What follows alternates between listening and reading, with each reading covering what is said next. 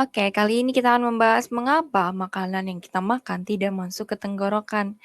Jadi, di tenggorokan ini merupakan bagian dari sistem pernapasan dan pencernaan. Jadi, tenggorokan ini memiliki dua percabangan, yang satu adalah esofagus dan yang satu adalah laring.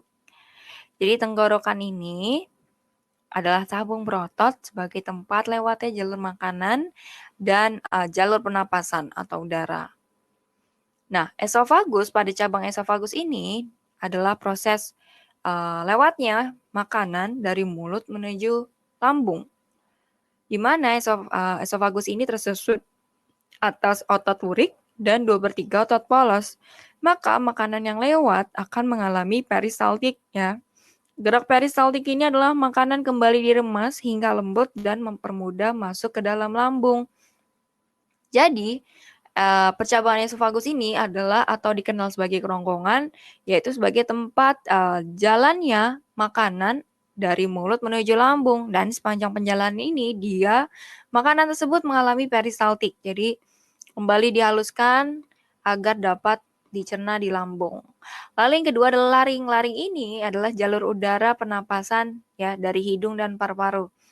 Jadi bagian dari tenggorokan yang memiliki jalur untuk proses pernapasan, jalannya udara dari hidung ke paru-paru. Di antara kedua tersebut, percabangan ini dibatasi oleh katup. Jadi antara esofagus dan laring ini ada katup. Nama katupnya adalah epiglotis. Jadi epiglotis ini merupakan katup yang berbentuk seperti daun. Nah, katup ini dia akan membuka dan menutup sesuai kebutuhan. Jadi kadang dia membuka dan menutup. Nah, bila kita makan secara otomatis katup akan menutup laring yang berperan dalam sistem pernapasan. Jadi kita tidak tersedak. Nah, katup ini membuka ya. Contohnya kita sedang bernafas atau berbicara. Maka katup ini akan membuka karena yang membuat suara kita keluar ini karena ada udara di bagian laring. Jadi kita bersuara sehingga katupnya ini membuka. Tapi kalau pada saat makan menelan, nah epiglotis ini akan menutup ke bagian cabang jalur udara. Tujuannya apa? Makanan tidak masuk ke dalam jalur tersebut yang menyebabkan kita batuk dan tersedak.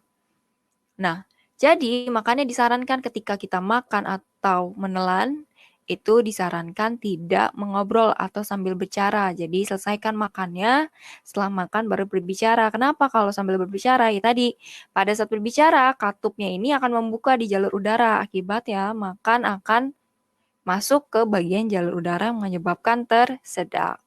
Nah, itulah mengapa alasan ketika kita makan, kita tidak tersedak.